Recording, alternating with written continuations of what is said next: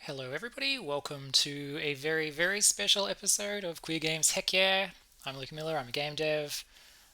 I make a lot of queer and indie games. That's really my, what do you call it, claim to professionalism on this topic. And what is the topic today? The topic is the Queer Games Bundle 2023, which is it's been going for 3 years. I'm not going to say it's annual because you can never take it for granted it'll be back next year, but it's been running for 3 years. This is the third year.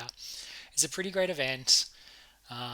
Queer artists from around the planet get their games bundled up onto itch, and for a small pittance, for a small fee, you can support hundreds of artists.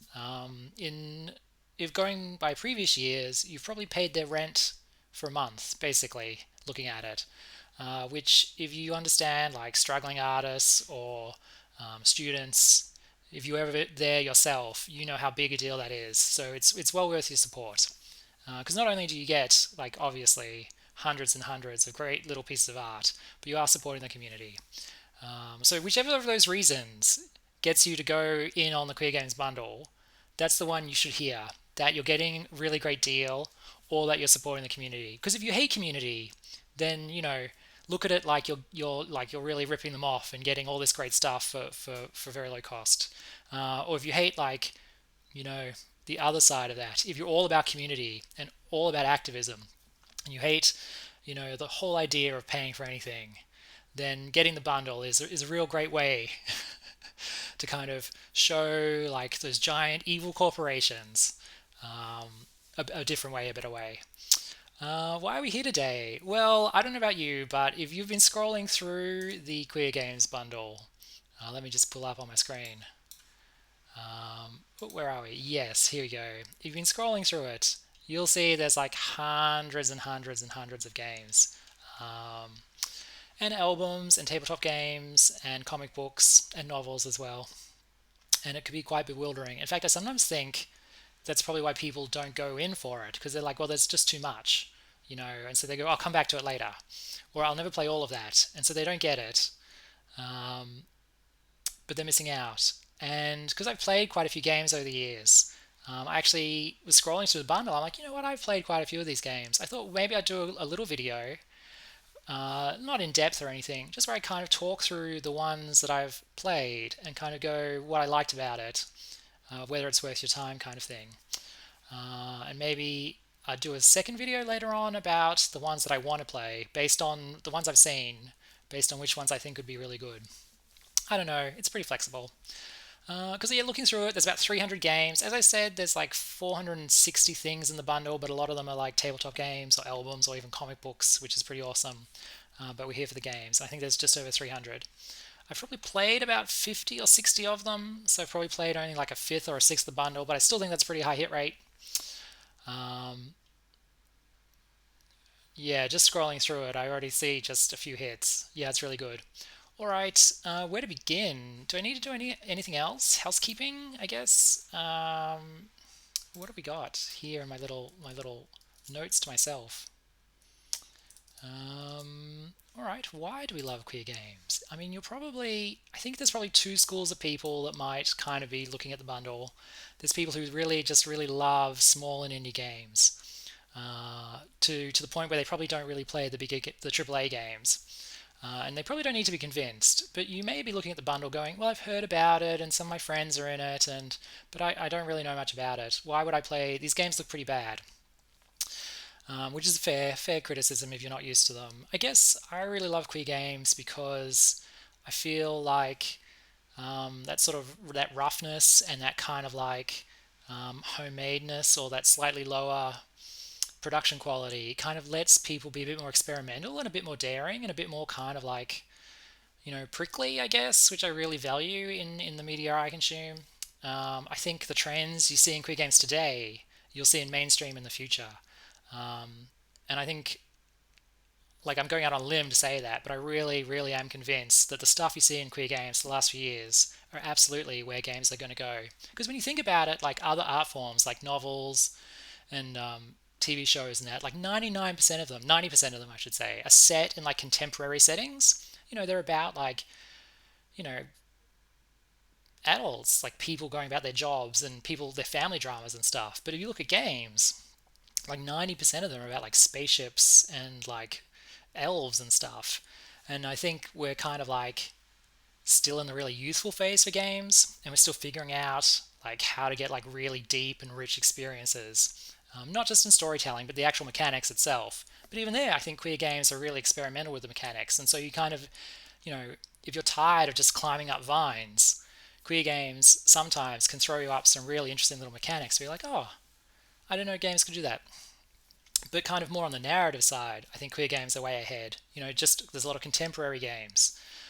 There's a lot of like a focus on characters. There's a lot of biography and autobiography. Like when we play games, we never think really of biography or autobiography. But if you play queer games for a little while, I think you'll quickly find that these are people who have something to say.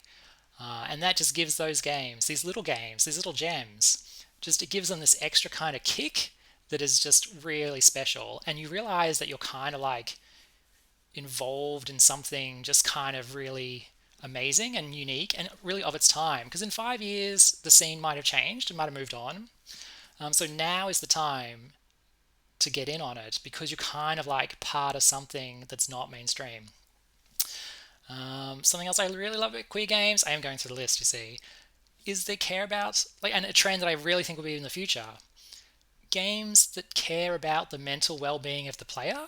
So if you play a AAA game, the mechanics are very well understood, but then also there's a lot of dark patterns that are used, like microtransactions, loot boxes, gambling, like full-on gambling techniques. That I think is really kind of like, if we thought about it for a moment, is actually quite alarming. But you actually get queer games which are about meditation and about, I hope by the end of this game you will be in a positive mood. And I just think like what a massive sea change that is in just like game design. And queer games are right in the thick of it. Like they're right at the front of that, which I think is really, really cool. What else? I really love with games sort of a glitch or a low res or like a vaporwave aesthetic, and I think that's like strange and unusual. Another word for that is queer, and so I think there's a sort of subgenre of queer games where it's like we're taking like being unusual and strange in the real world and overlapping it with strange and unusual aesthetics. Like glitch and all that sort of stuff, and you get some really interesting experiments out of that, which just will feed back into game design over the years. So, you see it first in queer games kind of thing. What else is really great about queer games? Well, they deal with mature themes. Not just sex, obviously, but there's a lot of games about that. But also just like sort of being an adult and living an adult life, like, renting or like being in a relationship or, what it's like to have a job that you don't love, like, or a job that you do love. Like, I think that's really kind of, it goes back to that kind of thing about there's like a maturity and depth to queer games that I think is just like really, really, I love it so much. I'm almost on my list, then we'll actually get into the games. What is it? Like, I like that queer games are quite political. You probably, a lot of people, and I hear this criticism all the time, it's like, I just want to play a game. Why do we have to bring in politics into everything? But I guess politics isn't everything, pretty much. But also, when I see a bit of political activism in a game, to me that's kind of interesting and new. Like I'm so used to blandness that I guess anything with a bit of flavor is like really interesting to me, and I hope for you too. And so you may not initially think it, but if you let it into your heart, I think you'll find these games super interesting. What else is about it? I guess there's a sort of a democratic element to queer games at the moment because the tools are becoming more and more widespread. And there's a lot of games, some in this bundle, from countries where you aren't allowed to show gay people on TV or in films or in books. It's illegal, like literally illegal, put in jail kind of thing. But the kids in those countries are making games and sneaking them out on itch. And I just think that is like, they don't think they're doing anything revolutionary. They're just making these games because they have something to say. But we get to see like a direct voice to some person, to other person on the other side of the planet, to hear about their dreams and their hopes. And I just think, how valuable is that? That's so special. And that's what the Queer Games Bundle is and can do at its best, in my opinion. All right, that's the spiel. That was my big mega spiel about why I love queer games and why you should love them too. I hope, I assume by now that the 5 people that started watching this have now dropped off, but that's okay. If you have any comments, you please leave them below. You can always subscribe to my channel. I run a little series called Queer Games Heck Yeah, where I go through these games and talk about what I like and what I don't like. It's pretty lo-fi, which I think suits the games and suits me. So if you kind of are into that stuff, please do subscribe and let's get a conversation going. Maybe. All right, where do we want to start? Let's go back to tab 1. All right, first game on the list, Zeitmax. Okay, I remember this. So I've got the 50 tabs open, and we're just going to go through the tab by tab, and it's going to jog my memory because I haven't played some of these for quite a while. Yeah, this is really good. This is quite a long game. It's a bit of a mystery. It's not in German. It means like time machine or making time or something. I don't quite understand the title, but basically it's sort of like a live, die, repeat. You're in the future. There's been a calamity that you may have not caused, and the other two women in the world are maybe the solution or the cause, and you're kind of and you've got amnesia and you're trying to unravel it. It's a pretty good visual novel. Um, the characters quite the central mystery is really good on this one. So if you like a mystery, if you like a visual novel, you like something with a bit of length, because a lot of the games are short. So I kind of want to highlight the ones that are really long to kind of go, these. This is, if like value for money is what you're concerned about, this is a value for money game. Um, yeah, that was a good one. What's next? Oh, Icarus's Extreme Adventure. This is just a little 5-minute kind of action game. Like there are a lot of visual novels in the Queer Games Bundle, so anything that's not a visual novel is kind of a thumbs up. So if you like something a bit twitchy, this is it. I found it very hard, but I really appreciated the kind of the low res aesthetic, which is lost. I just played this a few weeks ago. I really loved this. I really loved the art in this because I don't know if you can see it, but the screen is like 2/3 the text and 1/3 the art. And I know that sounds kind of strange, but I just think that's like really bold art design. Like 99% of games do not have the guts to make like such like just really, really severe art decisions. And I think it's so refreshing when a game does. Like I'm too super serious. This has a really great opening, like content warning at the start. I don't want to ruin it, but I got a mighty chuckle out of it, even though it's quite serious. But I think sometimes you do have to laugh. Um, and the game itself, it's got a point to make, which a lot of these games do, and I think it's made quite well. And I really recommend. The villain in this is really great fun as well. All right, that was which was lost and has been found. I don't know if I'm zooming through these, and I don't know if this is making any sense at all, but I just really want to give a little, like, just a little, like, yeah, this is a good one, what I like about this. And if anything piques your interest, then it's up to you to go play it. The links will be down below if I can figure out how to do that. And I might link, if I've played the game on stream, I might link to the recording so you can see it for yourself. Wherever you can breathe, this is a really interesting game. Like, especially if you're a gay man, I think this is a really interesting game. Well, I don't want to give too much about it, but you're basically in a supermarket, and it's a bit glitchy and all this sort of stuff. But what I really love about this game is there's just a few little cute mechanics. Like when you meet someone, you mention what you like about them, and I just think that I don't think it affects the game. I mean, maybe it does, but it's just so interesting. Anyway, yeah, thumbs up to this one. Contemporary drama, excellent. What's your gender? Oh, this is a bit educational. So you're walking around a museum. I believe it's a museum, and all the different sort of installations are sort of a different word. Like asexual or aromantic and stuff like that, or polyamorous, and and it gives you a little definition. So it's almost like a living museum.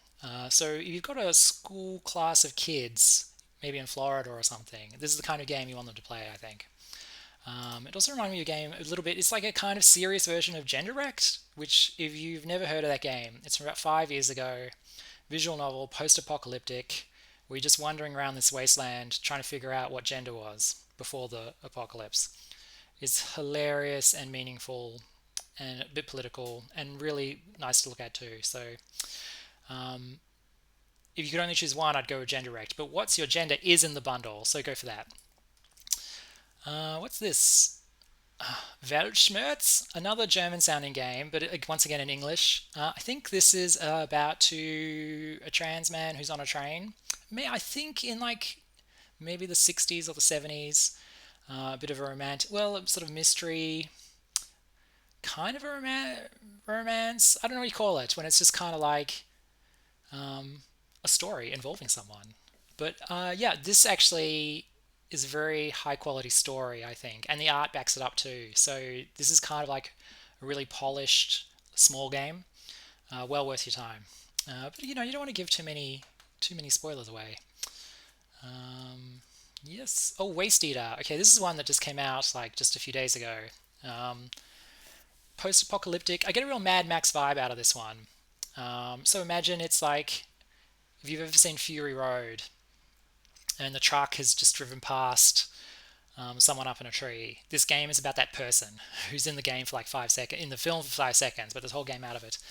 I found it not very branching. Like I think it's a good experience. Like I enjoyed playing it. Once again, I thought the art design was excellent. I kind of wish it had. I wish there's a really great point to the game that I don't want to give away, like a really fabulous point. And I kind of wish they'd got to it a little bit earlier and fleshed it out a little bit more. But yeah, I mean, what's there to say? As I said, I don't want to give too many spoilers away. It is a short game, so even to talk about it kind of goes into spoiler territory. But yep, excellent. The Cleaner. Okay, this game is it's either really long or I stopped just before it ended, but I got the feeling it was quite a lengthy game. I like the post-apocalyptic world building in this as well. Well, it's not post-apocalyptic yet. It's kind of happening. Have you ever read On the Beach, which is a book from the 1950s about how the nuclear war has happened, but not everybody's dead yet? It's kind of giving all that vibe, sort of like Last Days Before the End vibe. Quite. It was the building blocks are there for a really nice sort of romance between the two main characters. Um, I think it's like RPG Maker might be the framework it's made in. So anything that's not a visual novel, in my mind, is worth a look at. And I do think the RPG games do the best romances because there's just something nice about these two little cute characters moving about. And then they leave the scene, and then you come back in the scene. So there's a bit of absence, as it were. It really does make the heart grow fonder. And so you are barracking for these two to get together. What's next? Start again. Okay. This is another sort of mystery like Zeltsmachts, where you sort of wake up in a location and you meet two other people and you're not quite sure what's going to happen. This is another really lengthy game, so this is good value for money, this one. Um, Start again. Once again, there's a sort of a looping element to this. So what's really interesting about this game is it's not so linear as a visual novel. It actually loops back on itself, and you unlock the different sequences as you go about the game. I really can't talk about this one because there are spoilers, but it's really really solid, really good value. This one actually, because I think to buy it is like $40 or something. So to get it in the bundle, you've almost made your money back right there. And quite funny, the main character is actually kind of a bit of a coward, which I really appreciate. Because how many games do we play where the main character is like perfect? So to have a character who's a bit like, oh, you go through the door first, kind of thing, I think it's really quite amusing. Um, Sigh of the Abyss. Oh, I can't believe this is in the bundle. What a bargain. Um, what's there to say about this one? This is probably the best looking game in the bundle. I haven't seen the other games yet, but the art in this game is just to die for. Like, it's like a painting. I mean, it probably is a painting. I don't know. And also the what do you call it? The world building is a genre that I know a lot of people like. Kind of like what do you call it? It's magic, but in like steampunk. So like steampunk magic kind of world. So you think Arcane, that popular show from a couple of years ago. Where people have blunderbusses, but they also have a bit of dark magic, which is to me really. I quite like dipping into that world. I don't love it all the time, but I do love to dip into it. Like, who doesn't want to ride around on an airship? I'm not saying this game has airships, but I'm just like, that's the kind of vibe to it. Really good mystery, really beautiful people. Like, it really ticks all the LGBTs. Well, I think it really ticks the L and the G, this game. Like, there's quite a few romanceable options, and they're all extremely good looking. And also, it's a very, very, very big game. Like, this is like a substantial game. So, it's probably worth the bundle just for this, like price wise. All right, moving along, moving along. We've got a lot to get through. I hope you're enjoying this. I don't know if you're getting anything out of it, I guess. I don't know what you call it. They're kind of mini reviews or just an overview. Just get excited, people. What's this? Retrace. Okay, this one was a really interesting one because at first glance it looks kind of basic, like it kind of looks a bit programmer art, I think. But once again, it's not a visual novel. It's actually a game where you're a bit of an RPG, where you're walking around talking to people and doing stuff. And it's surprisingly technical underneath. Like, I once again, don't want to give spoilers, but I'm just saying if you are looking for something just that's a little bit more gamey than story, Retrace is a great option. Where am I going with this thought, really? Uh, yeah, I think with quick games is you have to, or indie games in general, right? Is the relationship you have with them is different to like a AAA title. Like, I think with a AAA title, you hand over your money and they give you a game and they kind of leave you alone and you play it and you're meant to enjoy it and consume it. Like you just they've made a perfectly polished thing for you to the best of their ability. And it's a very transactional and very simple and quite beautiful relationship, right? Like, here is something wonderful we've made for a fee. I think indie games are a bit more like, here's something I've made that's like a bit prickly, or you have to work a bit harder to get enjoyment out of it. And Retrace is absolutely one of those games. I know that doesn't. I know that sounds like damning with faint praise, but to me, this is a great example of a game where it's like, you have to like deprogram yourself from like mainstream content consuming to get the most out of it. And Retrace is a great way to start. All right, moving along. Queer man peering into a rock pool. I think technically this is one of the like more technically impressive games in the bundle. 3D walking simulator, where you play like a middle-aged gay man, which I don't know how to tell you, but there's probably like 5 games on the planet where you actually have to play as a gay man or can play as a gay man. Like, where you have to play as a gay man in the game. Like, so many games make it optional, or they put it in silo, or it's player sexual where you can play it anyway. Um, it's to me, it's almost like the final frontier of gaming is games where you actually play as a gay man from the beginning, and it's like non avoidable. Because it's pretty much, you can play as anything else. You can play as a blue hedgehog, you can play as a lesbian, you can play as, I don't know, a paper aeroplane.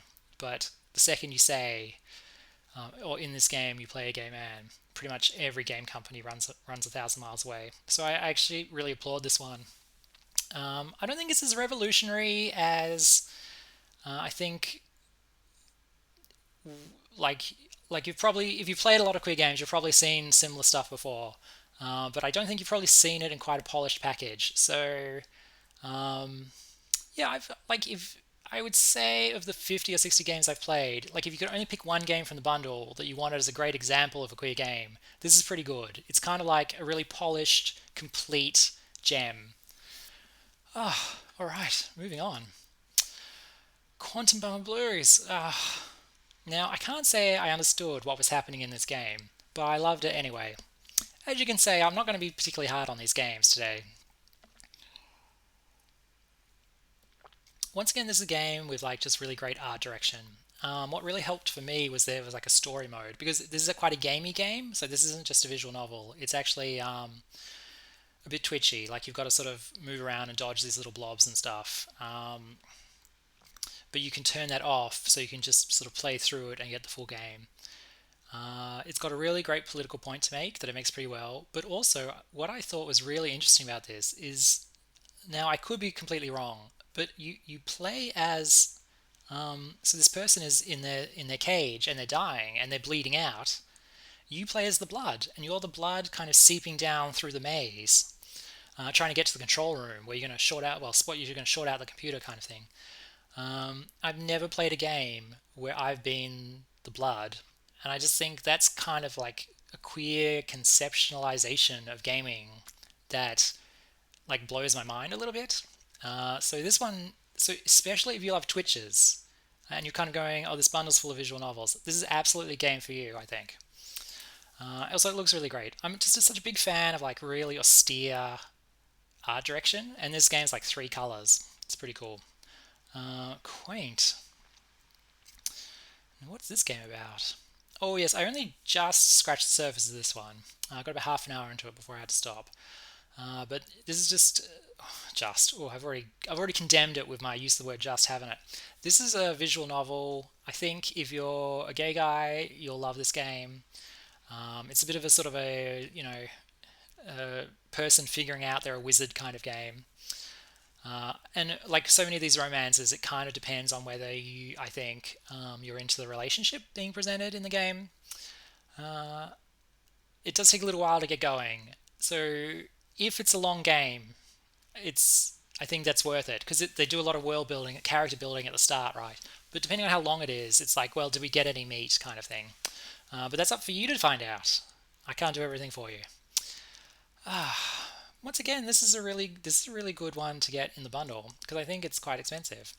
What next? Oh, Pretzel After Dark. Okay, this is hilarious. So this is kind of like a twister game. You know that whether you spin the dial and you put your left arm there and your right arm there. Except this has got like a real kind of like gay twist on it. I guess it's rude, but it's so kind of like funny and wholesome and just kind of generously done and sort of body positive that like you can just recommend it to anyone, and so I do. Once again, it's a gamey game. It's not a visual novel.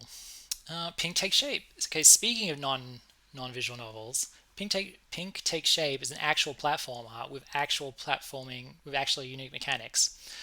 And also, I really like the conceit behind it is that you're this character figuring out who you are, what shape to take. And they tie it into queerness and sort of figuring out if you're like trans or stuff like that. And I think that is kind of genius. It's a genius take on that old platformer. What do you call it? Old platformer vibe technology. Yeah, started with Pink Blob, Skamove. What's there to say? Like, if you love platformers, this is a game for you. That's really that all needs to be said. Like, it's a really solid platformer. And I'm a big fan of the Penguin, really. Okay, Oscar Wildcard. Okay, I'm just doing them kind of reverse alphabetical. So we were going to get to this one eventually. This is my game. So I do make games. I do have a game in the bundle. I'm not getting any money from it this year, so I can talk about it with impunity. And talk about the bundle with impunity, I suppose. Yeah, Oscar Wildcard. It's a card game. I really have been wanting to make this for a few years, and so I was really thrilled to get to make it.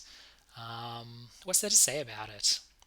So it's kind of marketed as kind of like a normal card game, but actually I think it's really quite subversive. So you're moving into this apartment in Sydney full of gay guys, and they're all really kind of bitchy towards you.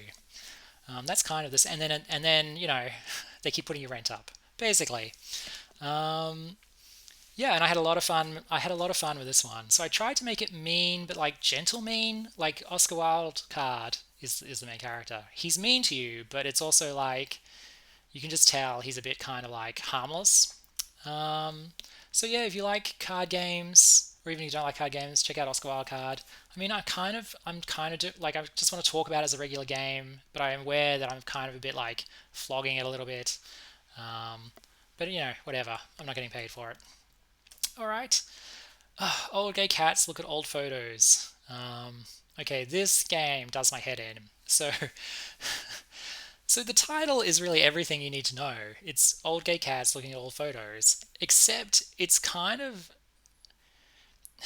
little bit John Waters-esque. Like if you're really in the mood for something that's like maybe it hasn't been proofread, but one of the cats refers to the other cat as darling, but they say it maybe two times a sentence for the whole game. So it's like, darling, do you want to look at those photos, darling? Well, yes, I would. Great, darling. Bring the photo book over here, darling. And you're just like, there's a lot of the word darling. So I think it's kind of like, if you talk camp classic, I think this game is probably it. But if you value your sanity, this might be a tough one. Nameless, The Departed Cycle. Okay, yeah, this is another game I only got a little bit into. Um, Once again, I can only give them half hour in Queer Games Heck Yeah before we have to move on because I'm just trying to get a flavor of the games. This is another one of those games where you're like, if it's a really long game, it's great. But if we got 30 minutes into it and the game is like 50 minutes, then it's a bit like what was the point kind of thing. Uh, but the nameless character, that's actually its name. I don't want to get into like a Lewis Carroll kind of like its name was nameless, but we called it nameless. But nameless was the name, and that's what we called the name. We called the name nameless. I don't want to get into that. Oof. Um, but yeah, once again, very traditional visual novel sort of romance between two characters. So if you are into that, this is a must. This is actually I rate it in the top half of them because it's kind of well put together and well written. All right, Negative Space. Oh, okay. So this was one of my favorite games of last year, and but it's totally an acquired taste. So you know how earlier I was saying that you know like most queer games are about kind of just queer people living their lives a bit, or what it's like to be queer. But then there's that subgenre of queer games that are about like existence is unusual, existence is weird. This is a game that really surprised me on the upside in that level because I went into it thinking it was just a text game. Another thing about the queer games bundle, about indie games in general, don't ignore the text games. Don't ignore the Bitsy games. The text games are often the best games, but when you see the screenshots, obviously it's a slab of text, and you're like, well, why would I play that over a visual novel? But the text games are often the most poetic games. Now, Negative Space, I went into it thinking it was a text game, and I was just going to be really bored, because even though I just said don't ignore the text games, I normally do ignore the text games, because who wants to read a big essay? But then as I played through it, strange things start to happen. Strange things start to happen, and I don't want to spoil it or whatever. It's a very short game, um, but just really experimental and strange, and just a good time. Like think of it like an art artifact. Like you've gone into a museum, into an art gallery, and you're just seeing something really cool. I think that's the right approach to take to some of these games.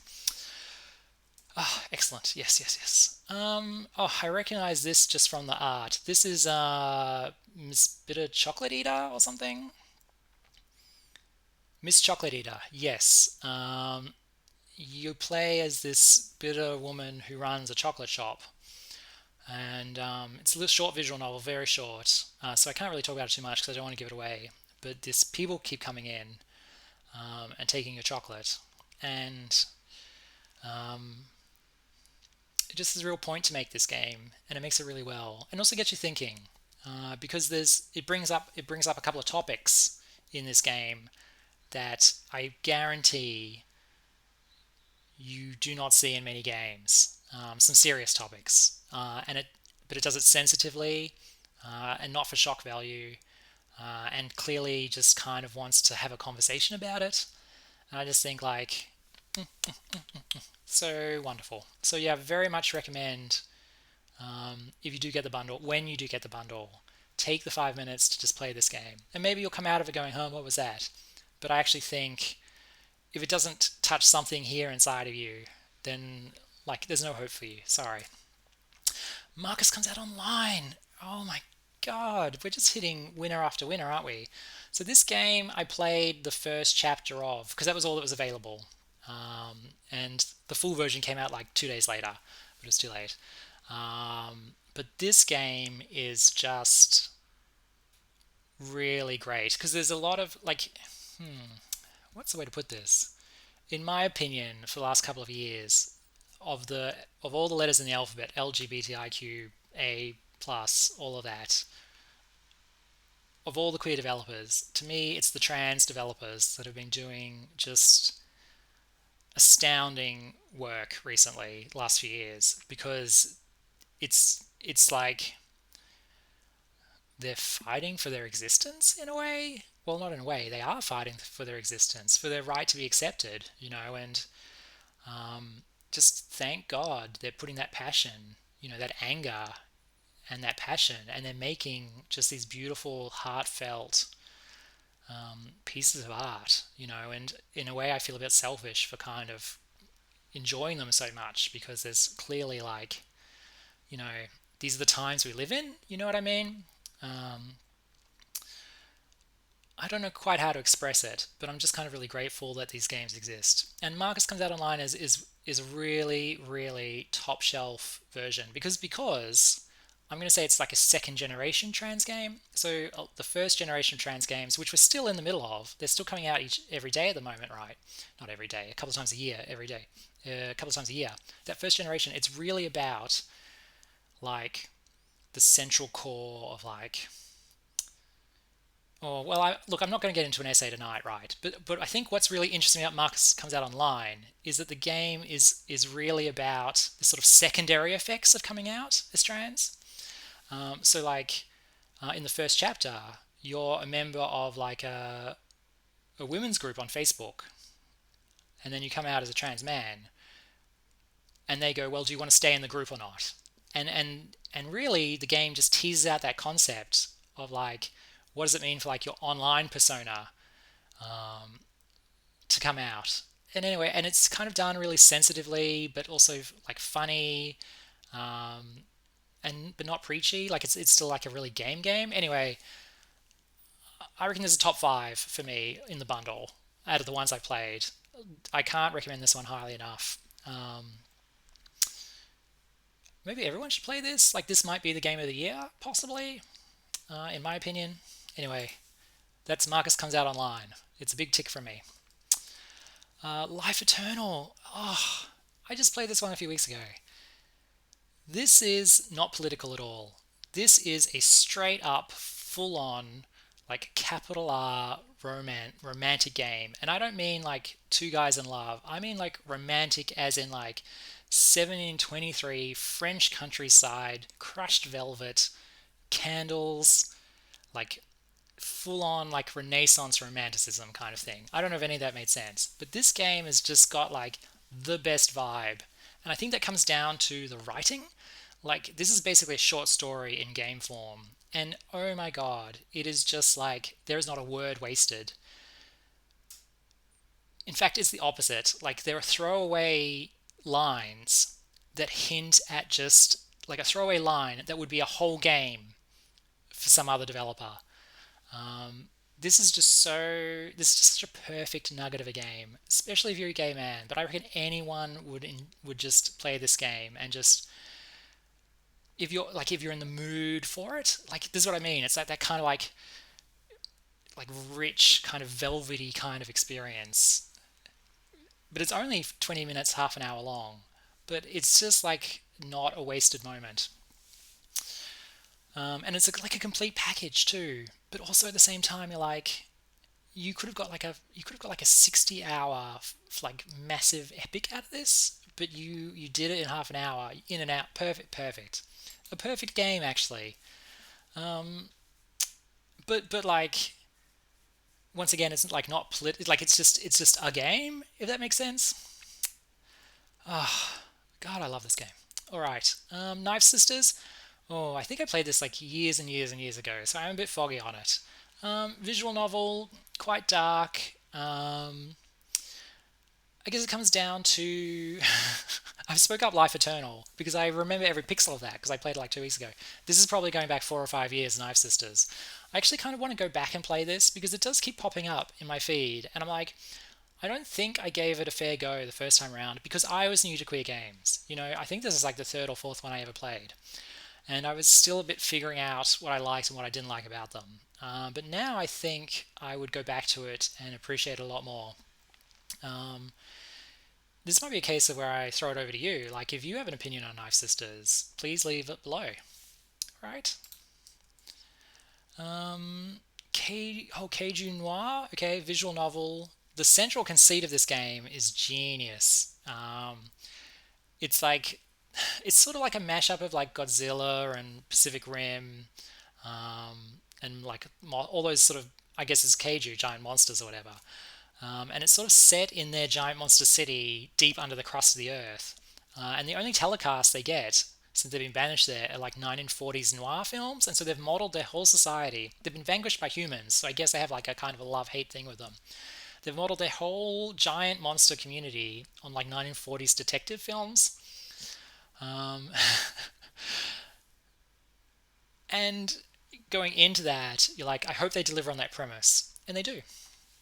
Another quite lengthy game, so it's quite good. One thing that I do wish the developers had done is I wish they'd given the main character a bit more of that sort of 1940s cadence, kind of that 1940s like grizzled detective voice. I do sometimes think with this game that the main character is just a little bit too like normal voice, if that makes sense. Also, the character art is sensational in this game. Like the monsters, the design of them is just really hilarious to look at, like really detailed, really beautiful to look at, and some really interesting color, like art direction on it too. Hybrid Rainbow. Okay, I will remember this game forever because midway through playing it, I received a message from my real estate agent that I was evicted. Sorry, they were ending my lease. No fault, no reason. They just, I guess, wanted to lease it out for like twice the price or something. But that's just the way it is. So I'll always remember this game. Oh, the trauma's coming back. The trauma's coming back. What's there to say about it? Once again, this is a game that I think has a bit of length to it, so this is a pretty good value game.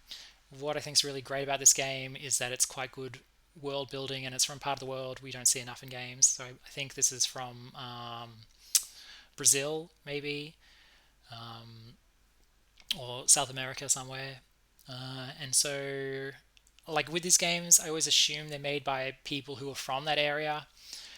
You have to assume that, I think, because the alternative can be quite a horrific thought. Um, but yeah, so I value it for that.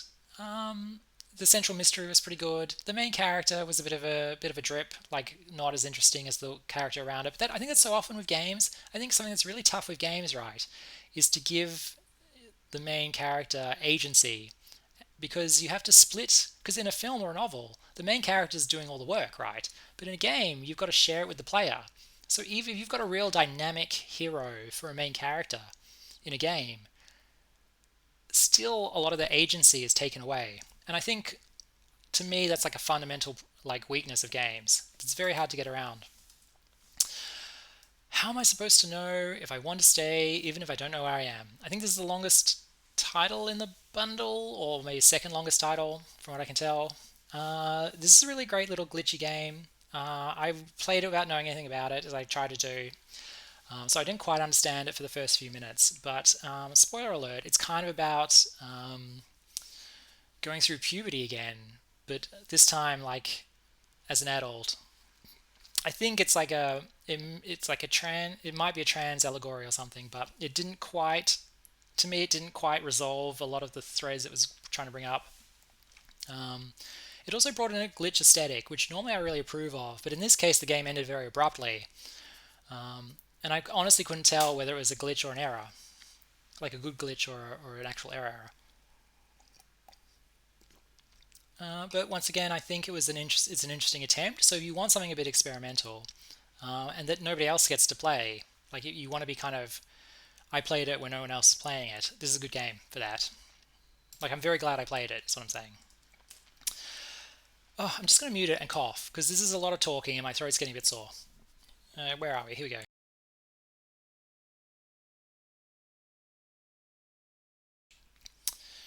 All right. This is. Oh, I recognize that art anyway, but I want to get the title right. He hecked a girl out of me. Okay, this was my game of the year last year, I reckon. So when I said earlier that I think trans game devs are doing the best work at the moment, this is like par excellence kind of thing. I think this is a really brave game, really confronting game, really honest game. Like you can never quite tell whether they're autobiographical or not, right? And you can't always assume it because I honestly think people can just be good writers, right? They can have a good concept and they can write it up. But I think we have to assume that a lot of this is autobiographical. But it's so well done. It's just, look, you just have to play it. Like, honestly, top 5 games in the bundle. Like, really, if you are taking notes, this is absolutely one that's worth playing and not knowing much about it going in. Because it will just really, really get you thinking. Yeah, I mean, I could talk about this one all day, but we've got to move on. But just what a really, really spectacular object, really. And then from from He Hecked the Girl Out of Me to Has Your Dream of Dating a Cute Bunny Girl Finally Come True? Now, I finished this game and I still don't quite know what it was about. Um, I think something that I actually am not a fan of in the bundle this year is that um, there were a couple of jams in the last year, week-long jams, where the point of the jam I think was to make a game that could be in the bundle. And so I do think there is like a large number of games this year that are probably a little bit below to me, like the quality and the threshold. Not quality is probably the wrong word. They just don't have the weight of some of the other games that took months or years to make. Like those real polished complete packages that are in the games bundle. And I think this is one of them. Like it's a good little game, but it's kind of like um, there's not much to it. I think you just kind of click through it a few times. But it is what it is. Like I've already spent kind of too long on it. It's a good 5-minute game. You'll get a few chuckles out of it. I don't want to give it away. But other than that, forage found. Okay. I mean, I know this video is already getting pretty long, but I'm going to go into a little rant about Bitsy. So, if you're not a developer, how games are made these days is people normally pick like a framework. So it's like you pick the tool you use to make the game, and we often call them frameworks. And so you may have heard of like Unreal Engine. It's used in a lot of big games because it provides, you know, it helps out the game developer with making 3D graphics because it already provides the 3D space, and it already provides a lot of the effects. And Unreal and Unity and Godot also do that, but different scales. RPG Maker is another framework, and it really helps because it gives you like tile sets and already gives you the power to move little characters around. So rather than having to do that yourself as a dev, you can just focus on the art and the story. Now, there's a little framework right at the very end called Bitsy, and it just does like tiny little. Actually, we'll run this one. Hopefully, nothing crashes. Okay, yeah, forage found.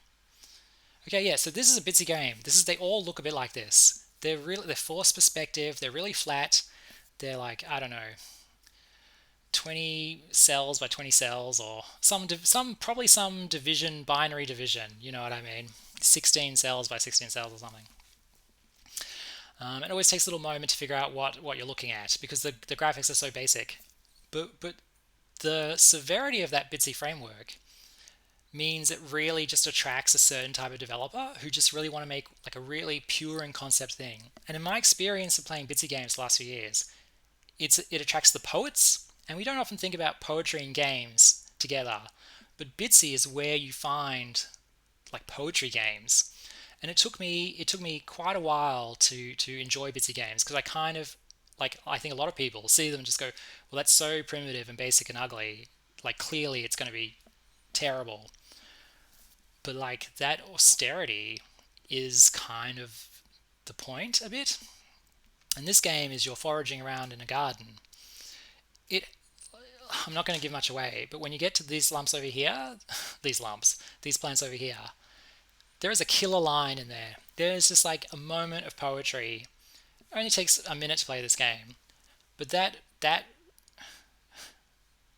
sort of lyricalness can stay with you for a day or two, like a lot longer than most other games. So Forage Found, Bitsy game, thumbs up for me. Photos, flowers, photos, and pills.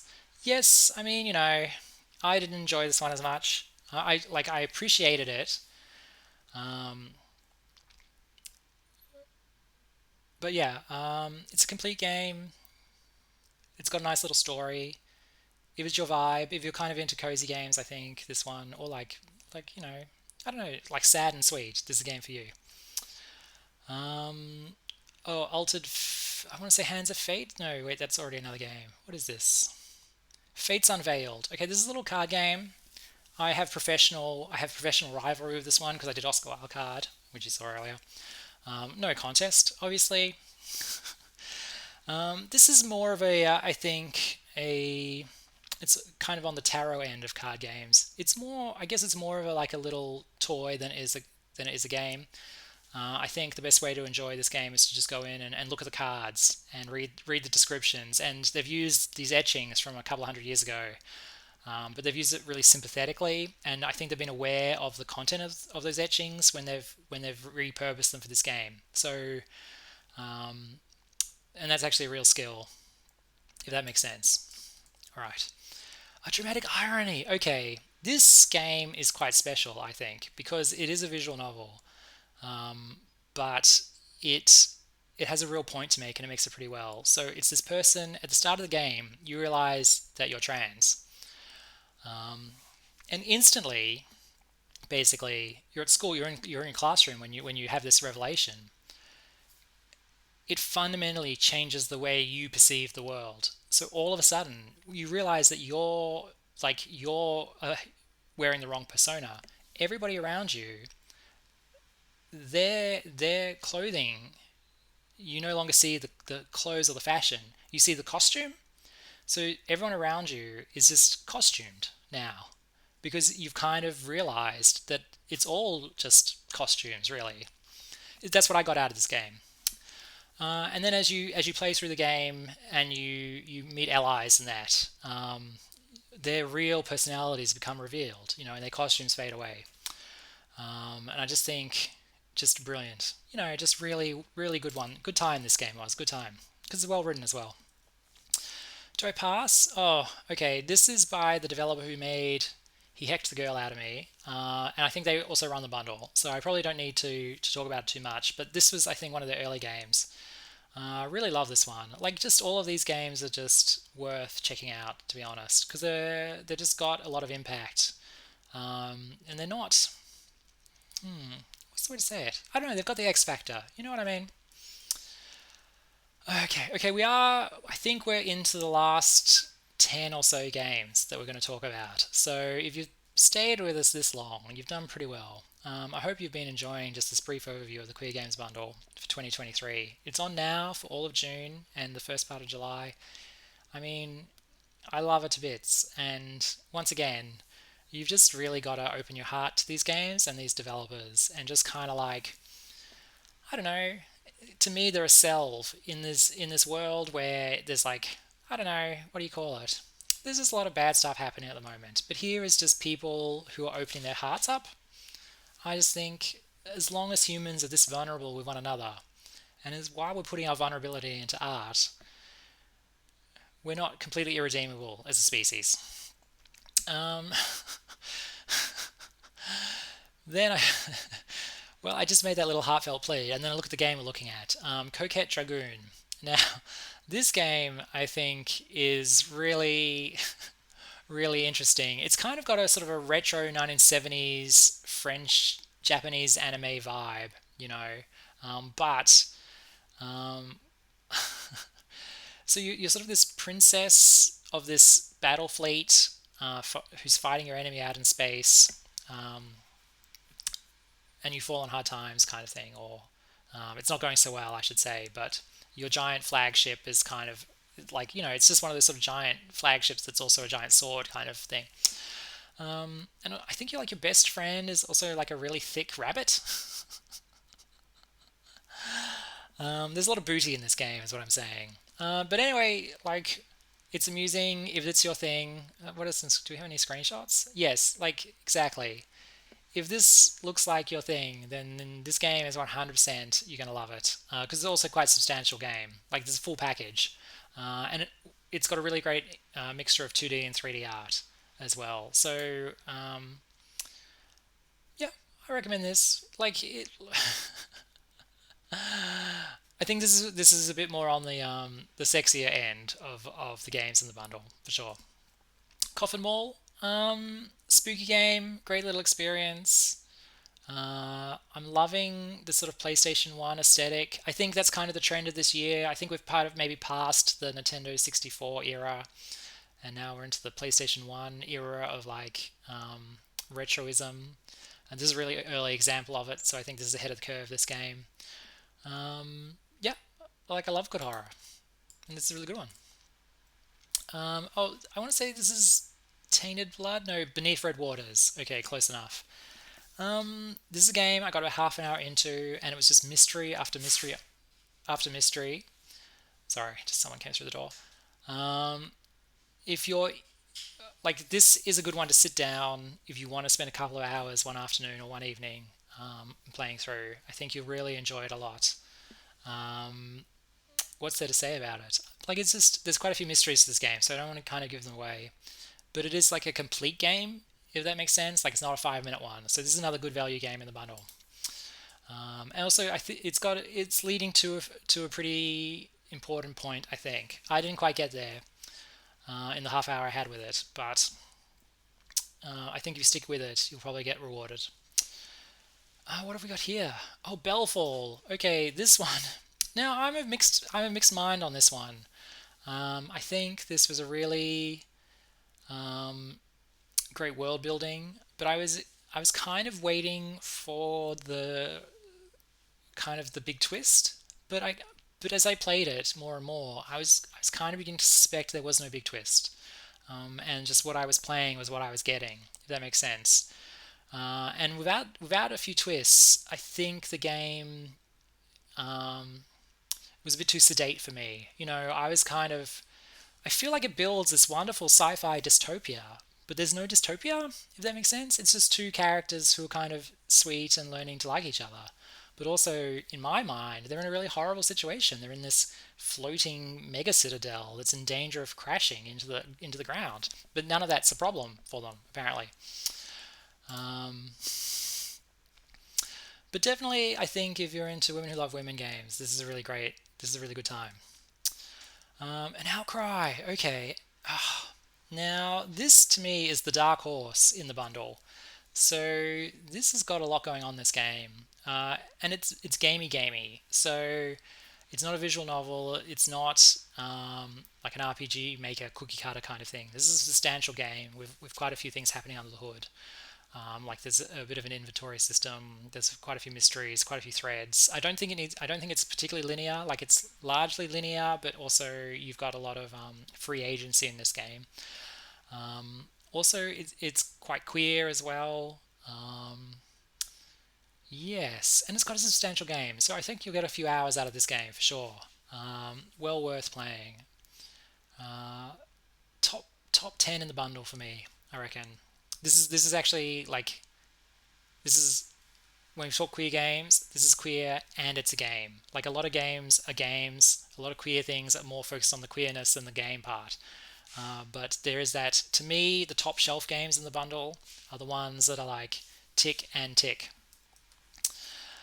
Um, all right, this is like not so much a game as just a little toy. infinite number of pride flags. So what I love about this is because it's seemingly just a little toy, right?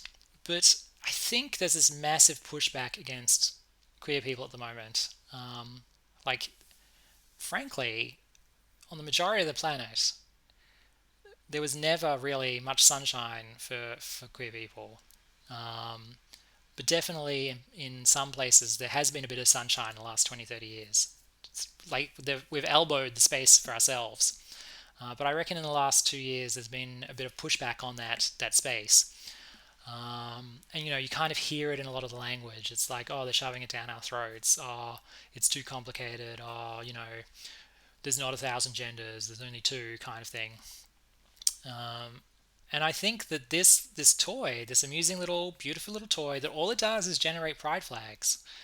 I think there's a real subversive element to this. So it's worth just sitting around and playing and creating one that you want and sticking it on your socials, I reckon. Because it's just a little fun. And to me, it's a little bit political to kind of say, yeah, it's messy. Yeah, there's a lot to learn. Well, guess what? We're not going to stop. We're going to just keep adding letters to the alphabet. We're going to keep adding genders. We're going to keep changing the words. We're going to keep adding stripes to the flag until it's a giant, what do you call that? Crab with a knife. To me, that's beautiful. AS only. Oh, okay. All right. Now this is totally an acquired taste. This game. This is like, to me, this game. I actually put this top 10 in the bundle as well. But this is probably the game where I'm like, this is the most advanced. Like, this is a game for people who like queer games, because it's a strange game. It's like very conceptual. It goes strange places. Um, but I I sat down to play this for like half an hour. I ended up doing like an hour and a half on it because I just loved it so much. What was really good about it was, let me see here. I think there's someone at the door, but I'm not gonna bother with that. Um, what am I saying about this? Okay, so the AS is the ASMR, the audio sensory meridian response sort of subculture. It's about people who like to have soundscapes that stimulate, the prickles on the back of the neck or the goosebumps kind of thing. And this game is about the AS part of that. And what I thought was really interesting about this game is that it remembers that you have other senses other than sight and hearing. Like when we play games or watch TV, it's engaging your eyes and your ears, right? But it doesn't really engage your touch or your smell or whatever other senses we might have. I don't know. I don't know what we've got really. So like, I really value, or like, you get really good results, I think, when you can bring in those other senses.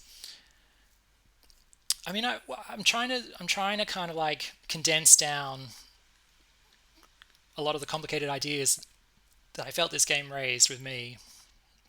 I don't know what's the best way to put it. Okay, there's a bit in the game where the artwork is the selector line from like Photoshop, like the it's like built into the screen, and it was just kind of like, I've never seen that in a game before, and it's for a game that was kind of talking about liminal spaces to bring in that temporary selector mesh thing outline that you get in like Photoshop or the GIMP. It was just really like, I don't know, it was just like really revolutionary for me.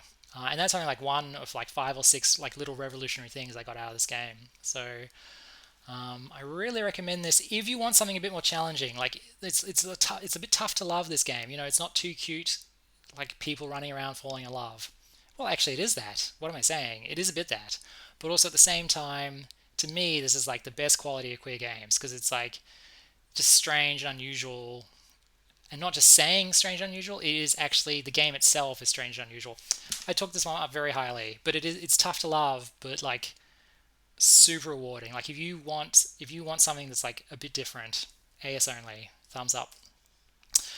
A Promise. Okay, this is another one of those like game jam games, I think.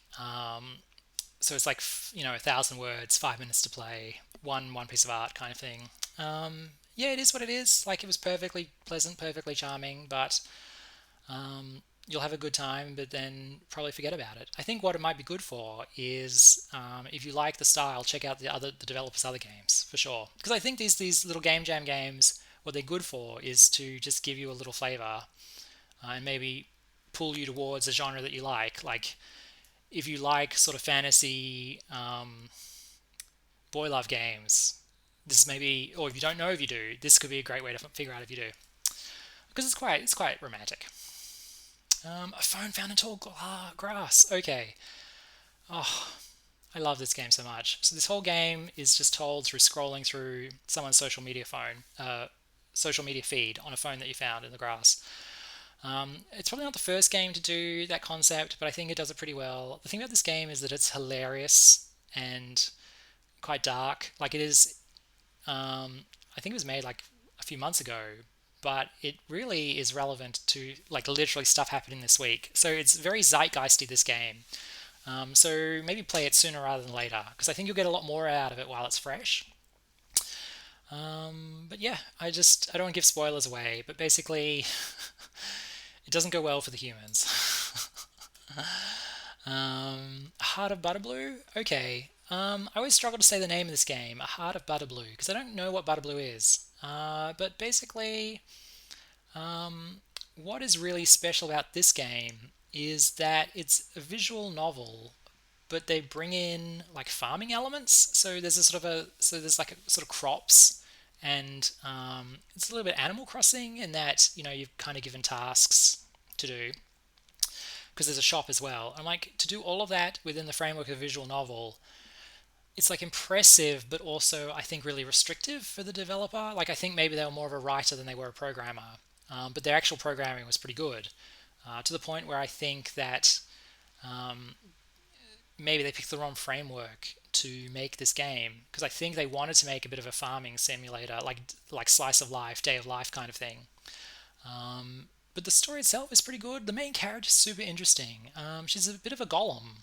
And I don't mean that in Lord of the Rings. I mean that as in like made out of mud kind of thing. And so it taps into this whole kind of like it's a game about consent, really, but like not, but like done in a kind of a sci-fi fantasy kind of way, so that you don't think it's about consent. But I think that's really what the game is about, and it's really quite well done. Um,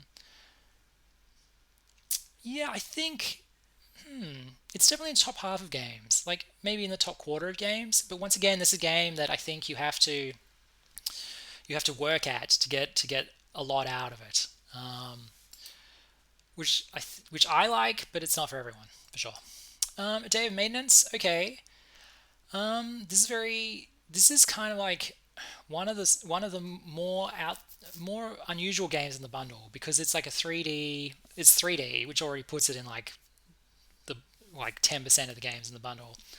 But it's kind of like game first, queer narrative second, I reckon, which is tremendously valuable. If you're tired of visual novels and you just want a game, this is a game for you. Personally, I think I played an earlier version of it where they're still in heavy development, and so I struggled a bit to kind of master it. But I think, from what I've heard, is it's really getting quite polished now, because I think this game is really well supported by the devs. Um, yeah, I mean, if you want to play a game, like a gamey game, a Day of Maintenance is for you. I'm not really doing it justice, am I? It's been quite a few years since I played this one. I really do want to come back to it. So I'm quite pleased to see it in the bundle. Right, I think there's just two more to go. 2064 Read Only Memories. This is like a gamey game once again. Like, um, it's not experimental. It's not a trinket. It's not a toy. It's not a game jam game. This is a full-on epic. Once again, the bundle is probably worth it just for this game because this is like a full-featured. I want to say double A title almost. It's made by Midboss, who also do the Steam Summer of Pride thing that I'm part of. So I guess I'm like really, um, I really love them. And I guess disclaimer, I get some money from the Steam Pride thing. So I guess it's like take from that what you will. But I still think this is a wonderful game, and this is like a full length game and very polished, like real art, voice acting, all that sort of stuff. Um, and like queer in a way that Cyberpunk 2067 or whatever wasn't at the start. So, thumbs up to them for that. What's last? What have we got last? It was reverse alphabetical order, so we've gone down to the numbers. So this is going to be a Color Me in Leaves. Oh gosh, I don't really remember this one. Hold tight, loading. Uh-oh. We're finishing the bundle with a game I don't remember. That's a great sign, isn't it? Dum dum dum dum. I think this might be the one about where you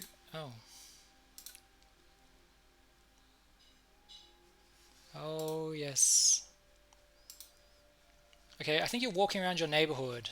Yes. Okay. Um, yep.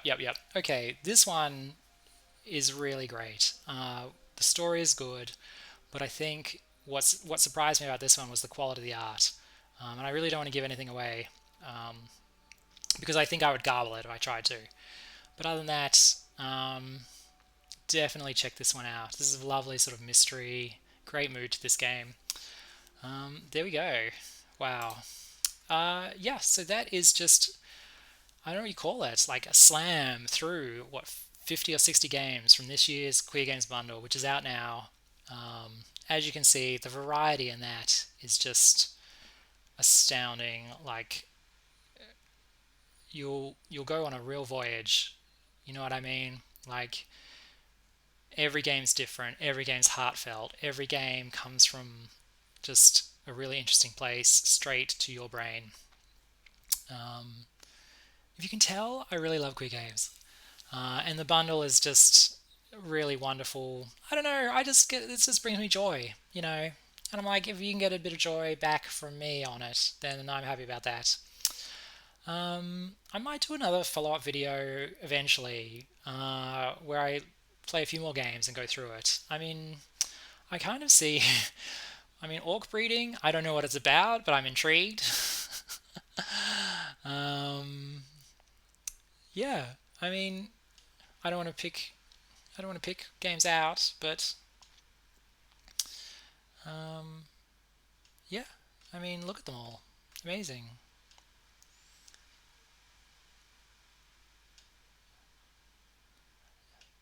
Yeah, I think I want to play a few of like the big romantic games that are in the bundle. Like the visual novels that are like, hours and hours long because the person in their head who wrote it has already mapped out like 1,000 pages for these characters, and you're like, it's total melodrama. I think that's what I'm in the mood for over the next few weeks. But other than that, I think we're good to go. What's there left to say? I do run a little series called Queer Games Heck Yeah, where I play through a different game each day. A lot of them have been from this bundle, but they're from all over the world. I'm always up for suggestions. If you have a game you want to see me play, write it down below and I'll try and get to it. That's running for the next few months, Queer Games Heck Yeah. I might link to some of them below. So I'll try and link to all the games that I previewed tonight below. And if I have a live recording, I'll also link that. So you can check out the games where I play them for about half an hour. So you can see for yourself which ones you like and which you don't like. But what's there to say? Spread the word about the Queer Games Bundle. Like, even if you're not getting it, just word of mouth means everything to these devs. I just want to thank the people that make the bundle, put the bundle together. I know it's not easy. Uh, so much of the community, not just the queer community, but all communities, just run on volunteer effort and people giving a damn. I always think I'm a bit of an atheist, but I always think I'm okay with religious people because they care. Like, the real enemy, I often think, is people who don't care. And so something like the Queer Games Bundle, which is just a product of love, you know, it's just so valuable. And Itch as well for supporting it. Like, they don't have to do this. They could just say, I think every year they have to amend their tools to increase like the size of the bundle or to make it easier for people to opt in. because some of these games are tough to love. You know what I mean? Like especially if you're a storefront, it's really kind of hard, I think, to maintain that line and say, well, this game about two orcs breeding, it has artistic merit, right? Like it sounds crazy to say it out loud, but each have taken that stand, and they don't need to. So there's a real kind of like, I don't know what you call it. I don't know, care and love from each as well. And so we're very lucky to have all this stuff happening at the moment. All right, thank you for joining me. I hope you enjoyed that as much as I enjoyed going down memory lane on these games. And I'll see you next time on Queer Games Heck Yeah.